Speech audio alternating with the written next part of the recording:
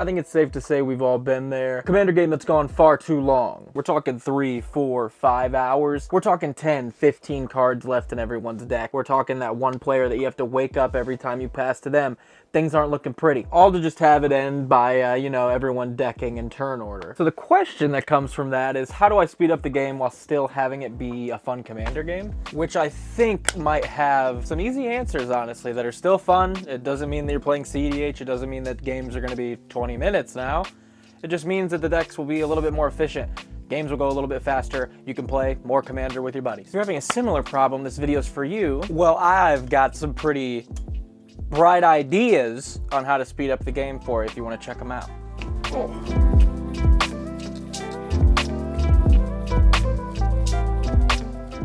This one might seem super straightforward because, you know, like some old head Magic players are like, yeah, I know what a win condition is. It's kind of shocking how many people I will ask, let's say, hey, how does your token deck win the game? What's your win condition? And they go, I make a lot of tokens. It's technically an answer. It's not a beneficial one. It's easy to answer the question, what's your deck's win condition, with like just explaining the deck's strategy. Like my token deck makes tokens, my artifact deck uses artifacts, my control deck suppresses all the answers until no one has any resources to do anything. A win condition is a set of cards, a board state, that will result in you winning the game most of the time. It is a condition that, if met, leads to you winning most of the time. It's a win condition. So that token deck, while making a ton of tokens, sure, that could win you a game. A better answer would be, my win condition is make a ton of tokens, get out Craterhoof Behemoth to bash your face in and win the game, or create tokens, get out Altar of Dementia to mill out all my opponents. The artifact deck.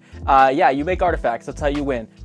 How about we make artifacts that also in turn create a lot of artifact creature tokens, and we run impact tremor style effects to bring home games. I think recontextualizing a win condition as this in your brain will help you streamline your gameplay more than anything, and maybe you'll even figure out that a lot of your decks don't even have a win condition in mind when you're playing them. You're just like, yeah, my token deck's just trying to make tokens. What's my win condition?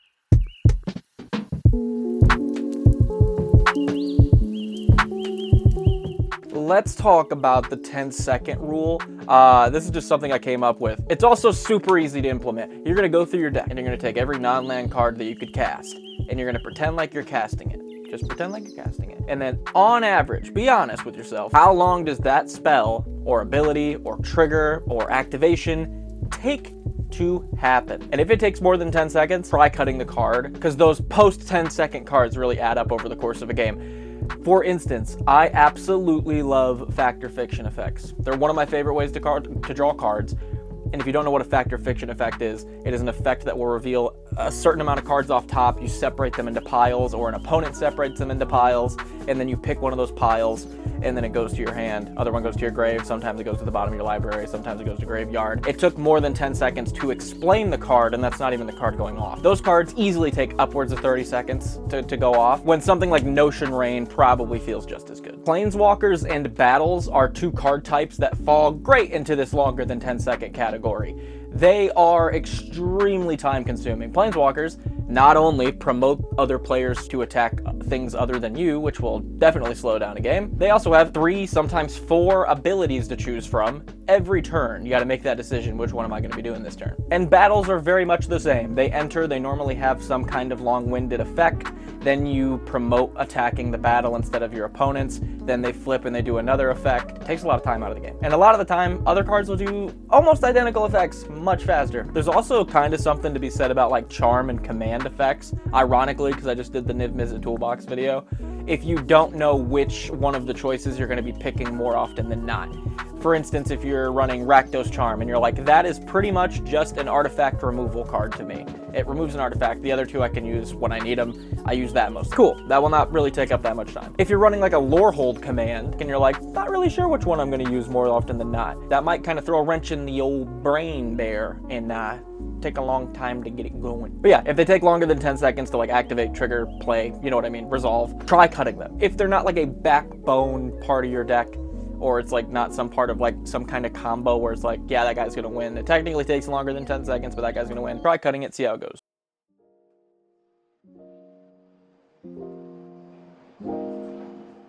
Searching on second. This one is super short, super easy. Don't do this in a tournament setting, but among friends, this is a really nice habit to form. If you have like a fetch land, if you have like a Terramorphic Expanse, you have a Flooded Strand, or if you have like a tutor effect, play them and or sack them as the last thing you do on your turn and just pass. It saves a ton of time when you're among friends and you're not some kind of sociopath that's gonna like tutor a new card because something new hits the board. If you really don't need to use that card this turn, especially in the case of like Terramorphic Expanse and kind of the sack lands that are a bit slower, just do it as the last thing you're gonna do on your turn, pass, let the rotation go while you're searching, while you're getting these cards. Again, tournament setting or maybe among strangers that you're not sure if you trust or not gameplay wise, maybe not, but among friends, this is a great habit to form.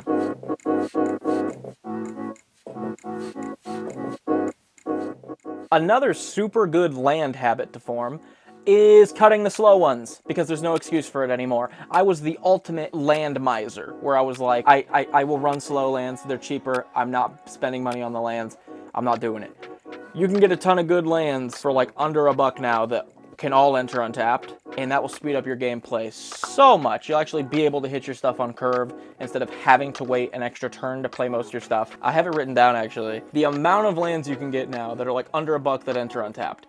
Check lands, reveal lands, signet lands, ping lands, and ironically slow lands. Those all enter untapped. I actually have a link that I'm going to put in the description of this video for lands on a budget over on Moxfield. You can go check that out, and you can see how easy it is to really pick up some lands for not that much money.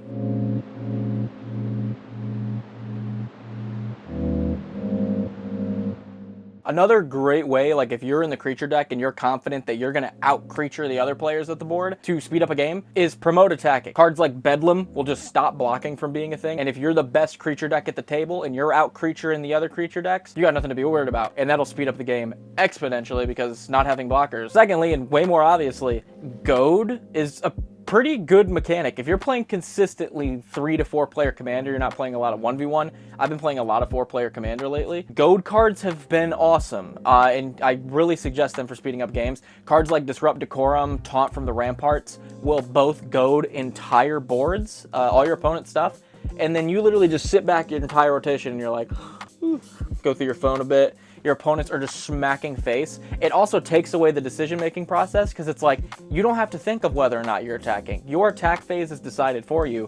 You're attacking.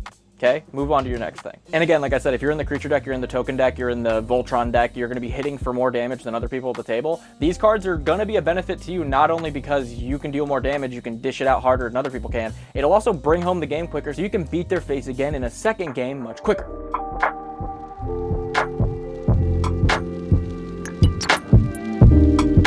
This one is for more of you aggro players. If you're an aggressive player and you want the game to speed up in a way of, you know, my gameplay is plenty fast. I would like other people to speed it up a bit, or, you know, stop messing with me so much. Throw in a couple tempo cards. If you don't know what a tempo card is, I do not blame you, because there is a wide array of debates online for what a tempo card is. The actual Wizard's definition of a tempo card: tempo is a term to describe the pace at which one plays threats. So, the speed at which someone can do something. So a tempo card would be a very efficiently costed thing that has the potential to stop or be better than a very expensively costed thing, or at least exponentially more expensive than the thing you're playing. Unsummon. This is the poster boy for a tempo card. Now, let me paint a picture for you. You're in the aggressive creature deck. You know more than anybody. Those decks can be stopped by like 1 or 2 mid-late game cards that just kind of are not good for those type of strategies. Of course, that's not the only type of tempo card. A tempo card is doing anything of value faster than your opponent can do it, or for cheaper than your opponent put into it. It's just doing stuff faster than your opponents. It's running slightly cheaper options in your deck that help you bring home games a little bit earlier than your opponents, and also help you solve problems for late game threats while still being mana cost efficient. Unsummon is a fantastic one. Path to Exile and Swords to Plowshares, they're looked at as like straight up removal. They're also fantastic tempo cards because they're just so cheaply costed. They just inherently will out tempo pretty much anything they touch. Ghostly Pilferer is a fantastic tempo card that I've started running in a lot of my decks. It's a 2-drop. It comes out a lot earlier than actually a lot of card draw effects do. A lot of card draw effects will be like 3 mana plus. It provides a discard outlet. It also provides unblockable if you do discard, so guaranteed damage. It also provides you with card draw when it untaps. Tempo cards are fantastic. They not only slow your opponent down, speeding you up. So try it out.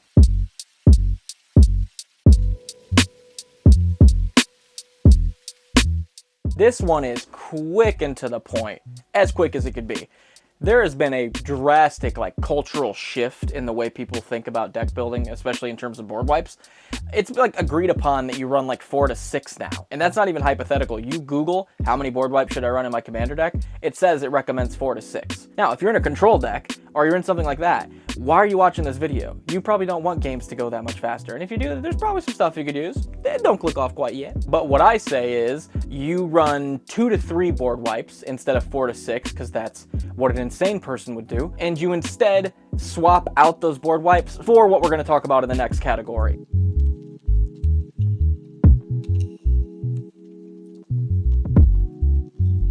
Which is run more card draw. And I know it seems kind of like a meme at this point in the Magic community for a problem to be met with the answer of like, hey, run more card draw. That'll help. It fills your hand up. You're seeing more cards than your opponents are. You're getting to your win conditions faster than your opponents are. You're looking at more answers that can stop opponents' stuff that's stopping your strategy. So, you know, your strategy goes unthwarted. You don't need to run as many of other cards if you're running a ton of card draw, because you'll just see those other cards anyway. That's why strategies like wheel decks are just so strong, because they're based around drawing cards and dealing damage for doing that. So it's like, hey, the most powerful thing in the game that is already just strong to shove like 20 of them into your deck, just 20 card draw effects, go for it. Yeah, I'm gonna go ahead and crank that to 30 or 40 in my wheel deck and just get benefited for doing the best thing in the game. And when I say card draw, I guess I also kind of mean like card fixing. Like Ponder and Opt are both great effects. They're also a fantastic tempo play like we were talking about earlier. They're extremely cheap for you to see a lot more cards than you should be able to see for 1 mana. Ponder, you're seeing upwards of 4 cards if you go ahead and choose the shuffle for 1 blue mana and drawing 1. That's nuts. See how much card draw you're running? Try to crank that up a little bit, remove some board wipes.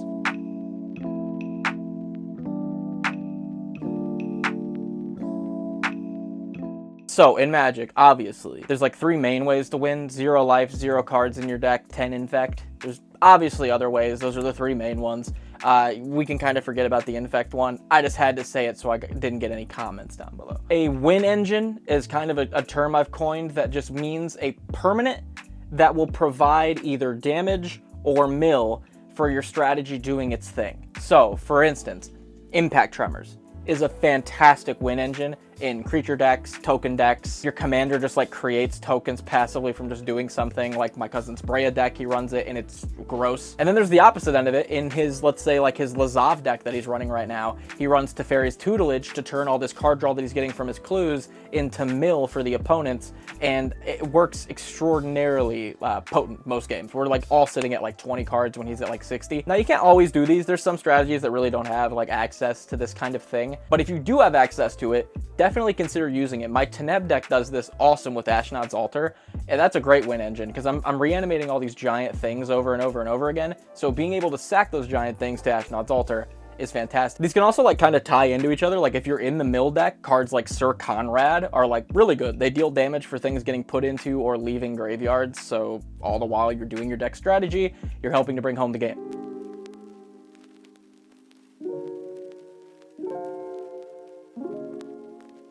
I was actually talking to my cousin about this video and asking for like any suggestions he had on how to speed up gameplay a little bit. And his first suggestion, like very quickly, was to cut group hug cards. Group hug cards, most of the time, involve all the players, and that's a ton of time devoted to just a single card going off. The join forces cards are like, anybody else want to do it? Help me pay for this so we can all do it. And you have to go around the table and it takes a really long time. Tempting Offer, same deal. Takes a ton of time. At the end of the day, you're like, I could have just played Rampant Growth 2 turns ago and not wasted a minute and a half of everyone's time for a mana ramp spell. There's also like the old, like the voting ones from Conspiracy, the voting cards, the ones that are like the Council's Will, where every player takes a vote and then you count the votes.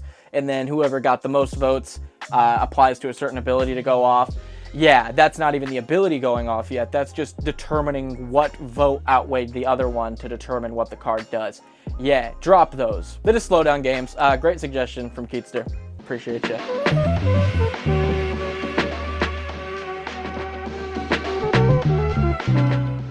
And finally, this one's interesting because this is something that came in at the end of this script because like that was going to be the end of it.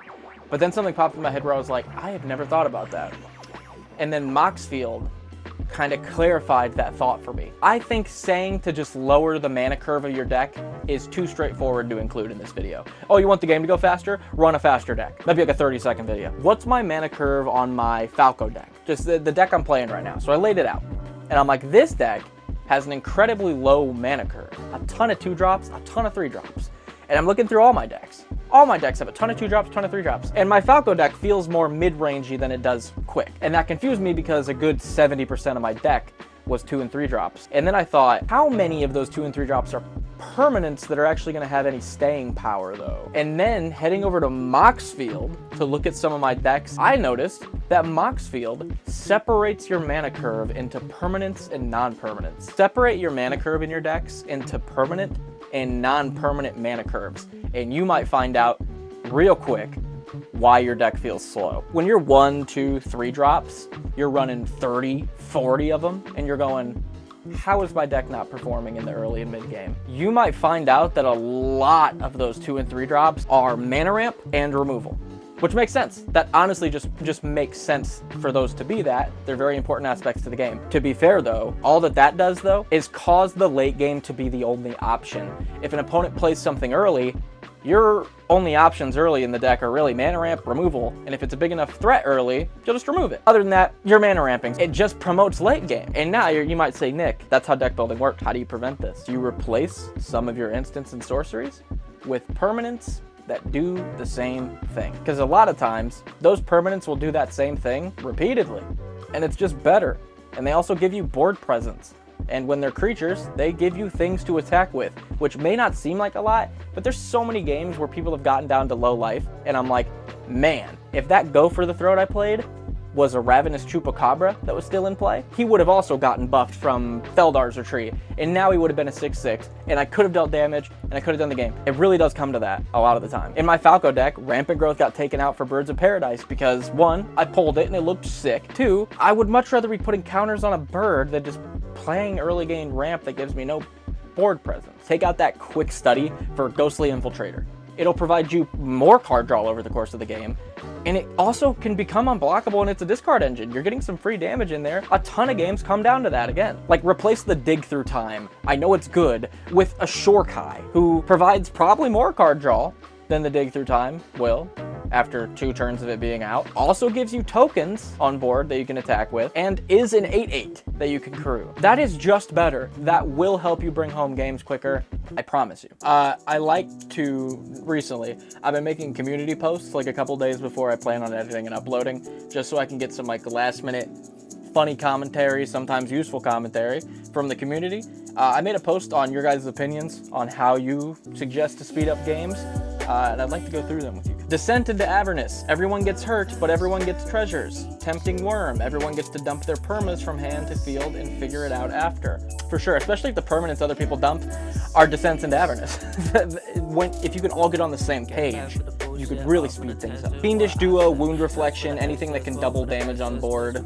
True, if you're in the creature deck and you feel, again, secure in your ability to be more creature deck than the other creature decks on the battlefield, playing more infinite combos without tutors. I actually do agree with this one. I think the tutors are what makes them more like, not CEDH, but more spiky. I think if you have like 3-4 card combos in your deck, where you're like, hey, it takes me a little bit to set this up, but it is a win condition that will win the game and end it if need be, so we can go to the next one. Do what I do, goad everyone's creatures. This guy gets it.